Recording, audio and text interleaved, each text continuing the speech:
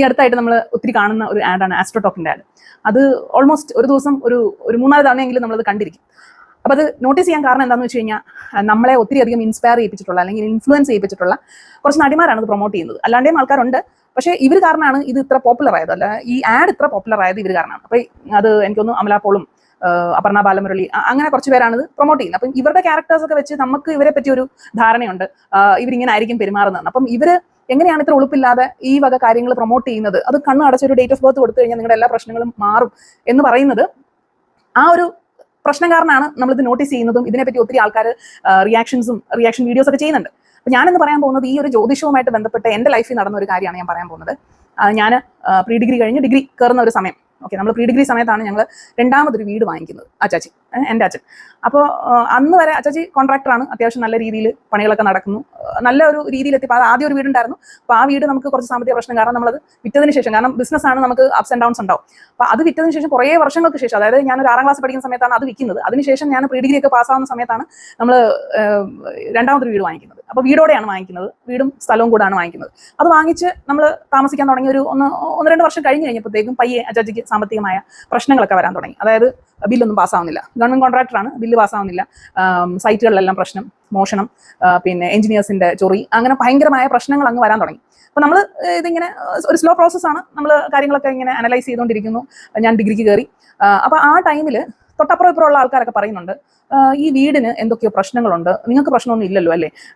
അപ്പം നമുക്ക് ചെറിയ ഡൗട്ട് അടിക്കാൻ തുടങ്ങി, എന്ത് പ്രശ്നമാണ്? അതായത് നിങ്ങളുടെ വീട് നിങ്ങൾ ആരുടെ അടുത്ത് നിന്നാണോ വാങ്ങിച്ചത്, അവർ കടം കയറി മുടിഞ്ഞാണ് ഈ വീട് വിറ്റിട്ട് പോയത്, ഒന്നാമത്തെ കാര്യം. രണ്ടാമത്തത് അവിടുത്തെ മൂത്ത മോൾ ഒളിച്ചോടി പോയതാണ്. പിന്നെ വേറെ അവിടുത്തെ ആ പയ്യന് പെട്ടെന്ന് എന്തോ മാനസികമായ പ്രശ്നം വന്നിട്ട് അങ്ങനത്തെ കുറേ ന്യൂസുകളാണ് നമ്മൾ അപ്പുറം ഇപ്പുറം എന്നൊക്കെ കേൾക്കാൻ തുടങ്ങുന്നത്. ഈ വീടുമായിട്ട് ബന്ധപ്പെട്ട് ഇതൊരു നശിച്ച വീടാണ് എന്നുള്ളൊരു ലൈനിലുള്ള ഒരു ടോക്ക്. അപ്പം നമ്മൾ അതും ഇതും കൂടെ നമ്മൾ ബന്ധപ്പെടുത്തി, ഇനി അതാണോ ഈ വീടിന്റെ പ്രശ്നം കാരണമാണോ? 2 വർഷം വരെ ഒരു പ്രശ്നമില്ലായിരുന്നേ, അപ്പോൾ വീടിന്റെ പ്രശ്നമാണോ നമുക്ക് ഈ ബുദ്ധിമുട്ടുകളൊക്കെ എന്നുള്ളൊരു മട്ടിൽ നമുക്ക് ആകെ ടെൻഷനായി. അപ്പോഴാണ് പെട്ടെന്ന് അച്ചാച്ചിയുടെ ഒരു ബിസിനസ് പാർട്ട്ണർ, കൂടെ വർക്കിന് ഇൻവെസ്റ്റ് ചെയ്യുന്ന ഒരാൾ, പുള്ളി പറഞ്ഞു നമുക്ക് ഒരാളെ പോയി കാണണം.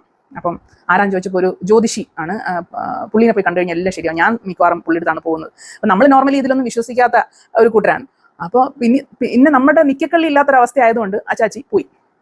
അപ്പോൾ അതുവരെ നമുക്ക് മുറ്റത്തിറങ്ങി നടക്കാനോ നമ്മൾ ടെറസിൽ കയറാനോ രാത്രിയൊന്നുമില്ല പകലൊന്നുമില്ല, നമ്മൾ ഭയങ്കര സന്തോഷത്തിൽ നടന്നിരുന്ന ഒരു ആൾക്കാരാണ്. അച്ചാച്ചി ഈ പുള്ളിനെ പോയി കണ്ടതിന് ശേഷം വന്നിട്ട് കുറച്ചധികം കാര്യങ്ങൾ പറഞ്ഞു. ഒന്നാമത്തെ കാര്യം എന്ന് പറഞ്ഞു കഴിഞ്ഞാൽ പുള്ളി മഷി നോട്ടമാണ്, അതായത് വെറ്റിലെടുത്ത് വെച്ച് അതിൽ മഷി പുരട്ടിയിട്ട് നോക്കിയിട്ട് പറഞ്ഞെന്ന് അതിൽ 3 പേര് തൂങ്ങി നിൽക്കുന്നു എന്നുള്ളതാണ്. അപ്പം ഈ തൂങ്ങി നിൽക്കുക എന്ന് പറഞ്ഞാൽ എന്താണെന്ന് നമുക്ക് മനസ്സിലായില്ല. പിന്നെയാണ് മനസ്സിലായത് ഓക്കെ ഈ വീട്ടിൽ ആരോ തൂങ്ങി മരിച്ചിട്ടുണ്ടെന്നാണ്. അങ്ങനെ ഒരു ന്യൂസ് നമ്മൾ അല്ലാണ്ട് നെയ്ബേഴ്സിൻ്റെ അടുത്ത് നിന്ന് കേട്ടിട്ടില്ല. നമ്മൾ കേട്ടത് കടം കയറിയും മുടിഞ്ഞും ഒക്കെ പോയ ആൾക്കാരുടെ കാര്യം മാത്രമേ പറഞ്ഞുള്ളൂ. അപ്പം നമുക്ക് ചെറിയൊരു പേടിയുണ്ടായിരുന്നു. അപ്പോൾ ആത്മാക്കൾ ഇങ്ങനെ കിടന്ന് കളിക്കുകയാണ്, സോ അവരെ ഒന്ന് ശരിയാക്കണം, അതാണ് പുള്ളി പറഞ്ഞത്. അപ്പോൾ അതിനെന്താ ചെയ്യേണ്ടതെന്ന് വെച്ചാൽ നിങ്ങളിപ്പോൾ ക്രിസ്ത്യൻസ് ആണല്ലോ, അപ്പോൾ നിങ്ങൾ നിങ്ങളുടെ രീതി ചെയ്താൽ മതി, പൂജയും കാര്യങ്ങളൊന്നും ചെയ്താൽ ശരിയാവത്തില്ല. അപ്പോൾ നിങ്ങളൊരു കാര്യം ചെയ്യുക, നിങ്ങൾ കുറച്ച് എന്തൊക്കെയോ പറഞ്ഞു, വെള്ളി മറ്റേ സ്വർണം എന്നുള്ള തകിട് ആൾ രൂപം അത് നമ്മുടെ വെട്ടുപാട് പള്ളി കൊണ്ടുപോയി കത്തിക്കുവോ അവിടെ വയ്ക്കുവോ, അങ്ങനെ എന്തോ ചെയ്താൽ മതി. അപ്പോഴാണ് ഞാൻ ആലോചിക്കുന്നത്, നമ്മൾ ഓൾമോസ്റ്റ് എല്ലാ വെള്ളിയാഴ്ചയും ആദ്യ വെള്ളിയാഴ്ച വെട്ടുപാട് പള്ളി പോകുന്ന. അപ്പം മിക്കവാറും ഈ മെയിൻ നമ്മൾ പോയി പ്രാർത്ഥിക്കുന്ന ആ ഒരു രൂപത്തിന്റെ തൊട്ടിപ്പുറത്തായിട്ട് മെഴുകുതിരി കത്തിക്കുന്ന ഒരു ഏരിയ ഉണ്ട്. ആ മെഴുകുതിരി വല്ലപ്പോഴും നമ്മളങ്ങനെ മെഴുകുതിരി ഒന്നും കത്തിക്കാറില്ല, ചുമ്മാ ചെന്ന് പ്രാർത്ഥിച്ച് വരത്തേ ഉള്ളൂ. മെഴുകുതിരി കത്തിക്കുന്ന ഏരിയയിൽ മിക്കവാറും കുറെ തകിടുകൾ കിടക്കുന്ന കണ്ടിട്ടുണ്ട്, അല്ലാതെ പിന്നെ ഈ രൂപത്തിന്റെ താഴെയും കുറെ ആൾ രൂപം പോലത്തെ തകിട് കണ്ടിട്ടുണ്ട്. അപ്പൊ അത് ഈ സംഭവമാണെന്നുള്ളത് അന്നേരമാണ് നമുക്ക് മനസ്സിലാവുന്നത്, ഓഹോ അപ്പൊ സംഭവം ഇതാണ്. അതായത് അതിലങ്ങ് ആവാഹിച്ച് നമ്മൾ അവിടെ അങ്ങ് സെറ്റിലാക്കാം എന്നുള്ളതായിരുന്നു ആദ്യത്തെ സ്റ്റെപ്പ്. അപ്പൊ അത് ചെയ്തിട്ടൊന്നും രക്ഷയൊന്നും ഇല്ല. പിന്നെ നോക്കിയപ്പം ബില്ലൊക്കെ കംപ്ലീറ്റ്ലി ബ്ലോക്ക്. അതായത് പോസ്റ്റൽ സമരം, നമ്മൾ അച്ചാച്ചെന്ന് മറ്റേ BSNL-ലും പോസ്റ്റൽ അവിടെയൊക്കെ ഉള്ള വർക്കുകളാണ് ചെയ്യുന്നത്. അപ്പോൾ പോസ്റ്റൽ സമരമൊക്കെ വന്നു കഴിഞ്ഞപ്പോഴത്തേക്കും കംപ്ലീറ്റ് അച്ചാച്ചിയുടെ ബില്ലും കാര്യങ്ങളും ഒക്കെ സ്റ്റോപ്പായി. അപ്പം ഇത് റോളിംഗ് ആണല്ലോ, ബിസിനസ് എന്ന് പറയുമ്പോൾ അവിടുന്ന് കടം മേടിക്കുന്നു, ഇവിടുന്ന് ബില്ല് കിട്ടുന്നു, കടം കൊടുക്കുന്നു, പിന്നെയും കടം മേടിക്കുന്നു, ഇങ്ങനെയാണല്ലോ. ഈ റോളിംഗ് അങ്ങ് നിന്നപ്പോൾ നമ്മൾ ഭയങ്കരമായിട്ട് അങ്ങ് ടൈറ്റായി. അപ്പം നമുക്ക് നല്ലോണം ഫിനാൻഷ്യൽ പ്രശ്നമാണ്. എന്ന് വെച്ചാൽ കഞ്ഞി കുടിക്കാനില്ല എന്നുള്ളതല്ല, റോളിംഗ് പലയിടത്തുനിന്നായിട്ട് നടക്കുന്നുണ്ട്, പക്ഷേ ഈ കടം കയറി വന്നുകൊണ്ടിരിക്കുകയാണ്. അപ്പം നമുക്ക് പിന്നെയും ടെൻഷനായി. പിന്നെയും ഇവർ പോയി ഈ പുള്ളിനെ തന്നെ പോയി കണ്ടപ്പം എന്നാൽ പിന്നെ ശരി നമുക്ക് പൂജ ചെയ്ത് കളയാമെന്ന് പറഞ്ഞ് പൂജാരിനെ എത്തൊക്കെ പൈസ കൊടുത്താൽ മതി ആ പുള്ളി ചെയ്തോളൂ എന്നുള്ളതായി. അതും ചെയ്ത് കഴിഞ്ഞിട്ടൊന്നും ഒരു രക്ഷയില്ല. അപ്പോൾ പിന്നെ അടുത്ത പണി വാസ്തുദോഷം, വീടിന്റെ പ്രശ്നം, വാസ്തുവിന് എന്തെങ്കിലും പ്രശ്നം കാണും എന്നും പറഞ്ഞുകൊണ്ട് ഒരു വാസ്തു നോക്കുന്ന അയാൾ വന്ന് നമ്മൾ കിടക്കുന്നത് തെക്കോട്ടാണ് വടക്കോട്ടാണ് അങ്ങനത്തെ കുറേ കാര്യങ്ങളൊക്കെ പറഞ്ഞു. പിന്നെ എയർ പാസേജ് ശരിയല്ല, പിന്നെ പോക്കുവരവിന് സ്ഥലമില്ല. അപ്പം നമ്മളെ ചോദിച്ചാൽ എന്താണ് ഈ പോക്കുവരവ്? അത് ഇങ്ങനെ അമ്പലത്തിൽ നിന്ന് വരുന്ന മറ്റേ ആരണ്ടോ വരുന്ന അവരിങ്ങനെ വന്നു പോകാനായിട്ട് വീടിന് ചുറ്റും സ്ഥലമില്ല. കാരണം നമ്മുടെ അടുക്കള മതിലിനോട് ചേർത്താണ് പണിതേക്കുന്നത്. സോ അത് മതിലിൽ നിന്ന് വിട്ട് മാറ്റി കഴിയാതെ നിങ്ങൾക്ക് പറ്റില്ല. കാരണം ഇപ്പോൾ വീടിനകത്തൂടാണ് ആള് പോകുന്നത്. ആളെന്ന് പറഞ്ഞാൽ അമ്പലത്തിൽ നിന്നുള്ള ആരോ വന്ന് പോക്ക് വരവ് നടത്തുന്നു എന്നുള്ളതാണ് പറയുന്നത് പുള്ളി. നമുക്കിതൊക്കെ പുതിയ അറിവാണ്. നമ്മളിതെന്താ എന്ത് സംഭവം എന്ന് കേട്ടോണ്ടിരിക്കുകയാണ്. അപ്പോൾ നമ്മുടെ കയ്യിൽ ഓൾറെഡി പൈസ ഇല്ല. അപ്പോഴാണ് ഇത് പൊളിച്ചു പണിയാൻ പറയുന്നത്. സോ നമ്മൾ പൊളിച്ചു. കാരണം നമ്മുടെ ഇൻസെക്യൂരിറ്റീനെ മുതലെടുക്കുന്ന ഒരു പരിപാടിയാണ്. നമ്മളത് പൊളിച്ച് പകുതി വഴിയായപ്പോഴത്തേക്കും തൊട്ടപ്പുറത്തെ, അതായത് ഏത് മതിലോട് ചേർത്താണ് പണിത് അവർ പ്രശ്നമാക്കി. പിന്നെ പോലീസിനെ വിളിയായി, പോലീസ് വരുന്നു, അവർ പറയുന്നു ഓക്കെ നിങ്ങൾ എന്തായാലും മാറ്റി പണിയല്ലേ, സോ നിങ്ങൾ നടങ്ങെന്ന് പറഞ്ഞ് അവരെ സമാധാനിപ്പിക്കുന്നു. അങ്ങനെ കുറെ പ്രശ്നങ്ങൾ വേറെ. ഇതെല്ലാം കഴിഞ്ഞിട്ടും പിന്നെയും അങ്ങോട്ട്, അപ്പം നമ്മൾ ഓൾറെഡി പിന്നെയും പൈസ കടമെടുത്തിട്ടാണല്ലോ ഈ ഇത് പൊളിക്കുന്നത്. ഇതെല്ലാം കഴിഞ്ഞപ്പോൾ നമ്മൾ കയറി ഭയങ്കരമായിട്ട് അങ്ങ് ടൈറ്റായി. അപ്പൊ വീണ്ടും ഈ പുള്ളി വന്നിട്ട് ബാ നമുക്ക് ഒന്നും കൂടെ അങ്ങേരെ പോയി കാണാം. അപ്പോൾ ഫൈനൽ കൺക്ലൂഷൻ, ഹോമം വേണം. മനസ്സിലായില്ലേ? അതാണ് അവസാനത്തെ കൺക്ലൂഷൻ. ഹോമം നമ്മുടെ വീട്ടിൽ വെച്ച് നടത്തണം. അതിന് എത്ര രൂപ? അതിന് ജസ്റ്റ് 1.5 ലക്ഷം രൂപ. അപ്പൊ ഇതും കൂടെ കേട്ട് കഴിഞ്ഞപ്പോൾ അച്ചാച്ചി ഇത് ശരിയാവില്ല. അപ്പൊ അച്ചാച്ചി എന്തുകൊണ്ടാണ് ഇതിലോട്ട് പോയെന്ന് വെച്ച് കഴിഞ്ഞാൽ, അച്ചാച്ചി ഓൾറെഡി പള്ളി പോകുന്ന ഒരാളല്ല. പള്ളിയിൽ നമ്മളൊക്കെ പള്ളി പോകുന്ന സമയത്ത് ഞായറാഴ്ചകളിലൊന്നും പള്ളി വരാറുമില്ല. പള്ളി വന്നാൽ തന്നെ മുറ്റത്തൊക്കെ നിന്ന് ഇങ്ങനെ വായ്മൊളിച്ച് പുറത്തോട്ടൊക്കെ നോക്കിക്കൊണ്ട് നിൽക്കുന്ന ഒരു പാർട്ടിയാണ് അച്ചാച്ചി. അപ്പം അച്ചാച്ചിക്ക് ഇത് ഇവിടം വരെയൊക്കെ എത്തിയപ്പോഴത്തേക്ക് അച്ചാച്ചി പറഞ്ഞു എനിക്ക് പറ്റത്തില്ല, വീടിനകത്ത് പുകയും അതും ഇതും ഈ പരിപാടിയൊന്നും നമുക്ക് നടക്കുന്ന കാര്യമല്ല, സോ അത് പറ്റൂലെന്ന് പറഞ്ഞു. അപ്പം ഈ അച്ചാച്ചിയുടെ ഫ്രണ്ട് പറഞ്ഞു ഒരു കാര്യം നിങ്ങൾ ഒരു ടൂർ അങ്ങ് പോകും ഒരാഴ്ചത്തേക്ക്, ഞാൻ ഇവിടെ നിന്ന് ഈ പരിപാടികളൊക്കെ നടത്തിക്കോളാം, പൈസ എന്നെ ഏൽപ്പിച്ചാൽ മതി എന്ന് പറഞ്ഞു. അപ്പോൾ അച്ചാച്ചി പറഞ്ഞു അത് ശരിയാവില്ല, എനിക്കിത് താല്പര്യമില്ല എന്ന് പറഞ്ഞാൽ അച്ചാച്ചി അത് നിർത്തിയിട്ട് അച്ചാച്ചിയുടെ ഒരു കസിനെ വിളിച്ചു. പുള്ളിക്കാരി മാർത്താണ്ഡത്ത് സിസ്റ്ററാണ്, മാർത്താണ്ഡത്താണ്. അപ്പം മാർത്താണ്ഡത്ത് അങ്ങോട്ട് അവിടെ കണ്ടാണ്, തക്കല ആ ഏരിയ കണ്ടാണ്. അപ്പം പുള്ളിക്കാരി പറഞ്ഞു ഓക്കെ ഞാനൊരു അച്ഛനെ വിടാം, അപ്പോൾ അച്ഛൻ ഇവിടെ വന്നെല്ലാം സെറ്റാക്കും എന്നുള്ളതാണ്. അപ്പം നമ്മൾക്ക് വലിയ പ്രതീക്ഷ, നമ്മുടെ സൈഡിൽ നിന്ന് ഇനിയിപ്പോൾ ജ്യോതിഷമൊന്നും വേണ്ട, നമ്മുടെ സൈഡിൽ നിന്ന് അച്ഛൻ വന്നു. അപ്പം അച്ഛൻ വരുന്നത് കൊണ്ട് നമ്മൾ കുറച്ച് കാര്യമായിട്ട് സൽക്കരിച്ചേക്കാന്ന് വിചാരിച്ച് സദ്യയൊക്കെ ഉണ്ടാക്കിയാണ് വെച്ചത്. എനിക്കൊന്ന് നോമ്പ് തുടങ്ങുന്ന ഒരു ടൈമാണ്. അപ്പം നല്ല പച്ചക്കറി സദ്യ ഇലയൊക്കെ ഇട്ട് കൊടുക്കാമെന്ന് പറഞ്ഞുകൊണ്ട് നമ്മൾ ഇരുന്നെങ്കിലും അച്ഛൻ വന്നിട്ട് ഒരു ഗ്ലാസ് വെള്ളം മാത്രമേ കുടിച്ചുള്ളൂ. അച്ഛൻ വന്നതേ ലേറ്റ്. അപ്പം അച്ഛൻ വരാത്തതുകൊണ്ട് നമുക്ക് കഴിക്കാനും പറ്റിയില്ല. അപ്പം തന്നെ അച്ഛൻ വന്നത് ഏതാണ്ട് 1:30-2 മണിക്കങ്ങാണ്ടാണ് വന്നത്. അച്ഛൻ വന്ന് ബൈബിൾ ഉണ്ടോ എന്നൊക്കെ ചോദിച്ചു, ശോചനീയ അവസ്ഥ എന്നൊക്കെ കണ്ട്, അതായത് ബൈബിളൊന്നും ഇല്ല, പ്രാർത്ഥനയൊന്നും ഇല്ല വീട്ടിൽ. അപ്പം ഇതൊക്കെ നമ്മളെ ഇങ്ങനെയൊക്കെ നിൽക്കുന്ന ആൾക്കാരെ പെട്ടെന്ന് വീഴിക്കാൻ എളുപ്പമാണേ.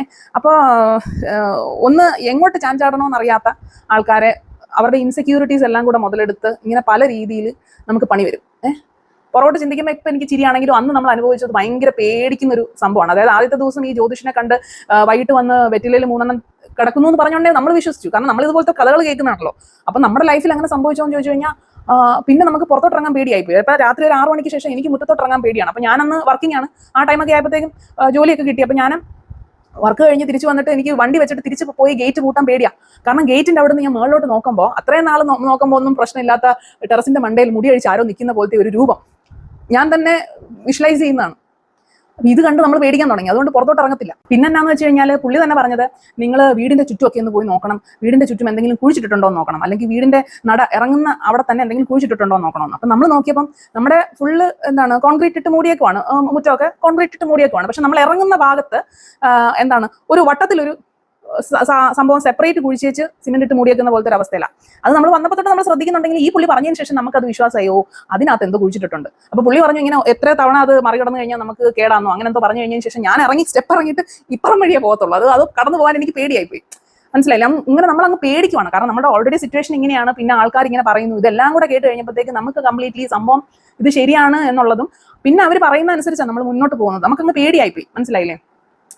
അപ്പൊ ഇതെല്ലാം കഴിഞ്ഞ് അച്ഛൻ വന്നു കഴിഞ്ഞിട്ട് അച്ഛൻ ഈ വെള്ളം മാത്രം കുടിച്ചുള്ളൂ. എന്നിട്ട് അച്ഛൻ പറഞ്ഞത് ഇതുപോലുള്ള വീട്ടുകളിൽ വന്നു കഴിഞ്ഞാൽ നമുക്കൊന്നും കഴിക്കാൻ പാടില്ല, നമ്മൾ വെള്ളം പോലും കുടിക്കാൻ പാടില്ല എന്നുള്ളതാണ് എന്ന് പറഞ്ഞ് നമ്മളോട് പ്രാർത്ഥിക്കാനൊക്കെ പറഞ്ഞു. എന്നിട്ട് ധ്യാനം പോയി മുരിങ്ങൂരോ പോട്ടയിലോ പോയി ധ്യാനം കൂടാൻ പറഞ്ഞിട്ട് അച്ഛൻ്റെ പാട്ടിന് പോയി. അപ്പം പിന്നീട് നമ്മളിപ്പോൾ വലുതായി കഴിഞ്ഞാൽ നമ്മളിങ്ങനെ പഠിക്കുമ്പോഴാണ് ഓക്കെ ഇതാണ് ഈ എക്സോസിസം, അതായത് ഭൂതോച്ചാടനം ചെയ്യുന്ന അച്ഛന്മാർ, അതായത് നമ്മുടെ ക്രിസ്ത്യൻസിന്റെ ഇടയിൽ ഇങ്ങനെ ഒരു സംഭവം ഉണ്ട് എന്നുള്ളത് പിന്നീടാണ് നമുക്ക് മനസ്സിലാവുന്നത്. അപ്പൊ അങ്ങനത്തെ ഒരു അച്ഛനാണെന്ന് വന്നത്. അത് ഒരു പള്ളിയുടെ കീഴിലൊന്നും ഇരിക്കുന്ന അച്ഛന്മാരല്ല, ഇത് സെപ്പറേറ്റ് ഫ്രീ സർവീസ് അല്ലാതെയുള്ള സർവീസ് എങ്ങാണ്ടാണ് അവരുടെ. അപ്പൊ അത് വന്ന് ഇങ്ങനെ ധ്യാനം എല്ലാം ശരിയാവും എന്ന് പറഞ്ഞ് പുള്ളി അങ്ങ് പോയി. പക്ഷെ എനിക്ക് അന്നേരം ഉണ്ടായിരുന്ന ഒരു വൈബ് എന്താണെന്ന് വെച്ച് കഴിഞ്ഞാൽ നമ്മുടെ മണിച്ചിത്രത്താഴ് സിനിമയിൽ തിലകൻ ഒരു ചാർത്ത് കൊടുത്തു വിടുമല്ലോ നെടുമുടി വേണുവിന്, അതായത് പൂജയ്ക്കുള്ള സാധനങ്ങൾ. അപ്പം 2 പേര് വന്നിട്ട് അവർ ചാർത്ത് കൊടുത്തേച്ച് അങ്ങ് പോകുമ്പം നെടുമുടി വേണു ചോദിക്കും അല്ലെ എന്തെങ്കിലും കഴിക്കാനായിട്ട് എന്തെങ്കിലും കുടിച്ചിട്ട് പോകാന്ന് പറയുമ്പോൾ ഇല്ല ഇവിടുന്ന് ഒന്നും കുടിക്കാൻ പാടില്ല എന്നാ പറഞ്ഞേക്കുന്നത് എന്ന് പറഞ്ഞ് അവർ പോകത്തില്ലേ. അപ്പോൾ ഉണ്ടാകുന്ന ഒരു പേടിയില്ലേ, ആ സെയിം ഇതായിരുന്നു. ഞാനപ്പോൾ ആലോചിച്ചു അപ്പൊ വെള്ളം പോലും കുടിക്കാൻ പാടില്ലെങ്കിൽ ഇപ്പൊ നമ്മൾ സ്ഥിരമായിട്ട് ഇവിടുന്ന് വെള്ളവും ഭക്ഷണവും കഴിക്കുന്ന ഒരു വീടാണല്ലോ. അപ്പൊ നമുക്ക് എന്താ സംഭവം? ശരിക്കും വട്ടാവും കേട്ടോ. കുറേ ചിന്തിച്ചു കഴിഞ്ഞാൽ നമുക്ക് വട്ടാവും. അന്ന് പിന്നെ നമ്മളൊരു സൈഡിൽ കൂടെ നമുക്ക് ഇതിൽ വിശ്വസിക്കണോ വേണ്ടോ എന്നുള്ളൊരു ഡബിൾ മൈൻഡിൽ നിൽക്കുന്നുണ്ട്. അല്ലെങ്കിൽ എങ്ങോട്ടാണ് നമ്മൾ ചാടേണ്ടതെന്ന് അറിയാത്തതുകൊണ്ട് കുറേയൊക്കെ നമ്മൾ വിട്ടു. പക്ഷെ ഈ ഒരു പേടി നമ്മുടെ ഉള്ളിലുണ്ട്. ഞാൻ പറഞ്ഞില്ലേ ടെറസിന്റെ മണ്ടയിലോട്ട് നോക്കുമ്പോൾ അവിടെ മുടി കഴിച്ചിട്ട് ഒരാൾ നിൽക്കുന്ന പോലെ തോന്നുന്നത്. ശരിക്കും അത് വാഴയുടെ ഇല എന്തുകൊണ്ടാണ്. പക്ഷെ അന്നേ വരെ കാണാത്ത മുടിയഴിപ്പും പ്രേതവും ഒക്കെ നമ്മളും കാണാൻ തുടങ്ങി പറഞ്ഞു കഴിഞ്ഞപ്പോൾ. പിന്നെ നമ്മൾ ഒരു വിധത്തില് വീടൊക്കെ മാറ്റി പണിതു. അച്ചാച്ചി ധ്യാനത്തിന് പോയി. ധ്യാനം പോയി വന്നു കഴിഞ്ഞപ്പോഴത്തേക്ക് ആളൊരു പുതിയ മനുഷ്യനായിരുന്നു. അതായത് മനസ്സാന്തരപ്പെട്ടു. പിന്നെ കംപ്ലീറ്റ് പ്രാർത്ഥന. അപ്പൊ അച്ചാച്ചി ധ്യാനമൊക്കെ കൂടി വന്ന് കഴിഞ്ഞപ്പോഴത്തേക്കും ഈ വക പരിപാടികൾ അങ്ങ് ഉപേക്ഷിച്ച്, ജ്യോതിഷവും കാര്യമൊക്കെ ഉപേക്ഷിച്ച്. എന്ന് വെച്ചാൽ നമ്മുടെ പ്രശ്നങ്ങൾ പോയോ?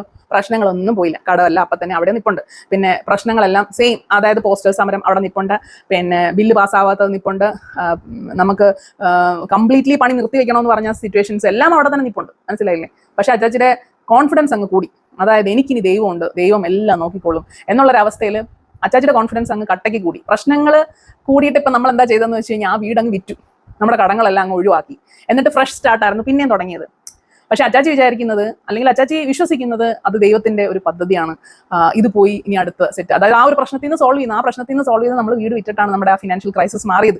അല്ലാതെ വേറെ ആരും വന്ന് നമ്മളെ ഹെൽപ്പ് ചെയ്തിട്ടില്ല. അപ്പം പിന്നെ ഉള്ളത് നമ്മുടെ മനസ്സിന്റെ ഒരു ധൈര്യമാണ്. ആ ഒരു ധൈര്യം കൂട്ടാനായിട്ട് അച്ചാച്ചിക്ക് അന്നേരം തകർന്നു നിന്ന അച്ചാച്ചിക്ക് ഏറ്റവും സപ്പോർട്ടായി നിന്നത് ഈ ഒരു ധ്യാനം കൂടി വന്നപ്പോൾ അച്ചാച്ചിക്ക് ഉണ്ടായ ആ ഒരു മാനസികമായിട്ടുള്ള ഒരു ധൈര്യമാണ്. അല്ലാതെ നമ്മളെ ശരിക്കും പറഞ്ഞാൽ ഈ പറയുന്ന ജ്യോതിഷിയോ അല്ലെങ്കിൽ പള്ളിയിൽ പോയി പ്രാർത്ഥിച്ചിട്ടോ ഒന്നുമല്ല, നമുക്ക് ആ ഒരു ധൈര്യം കിട്ടി എന്നുള്ളതാണ്.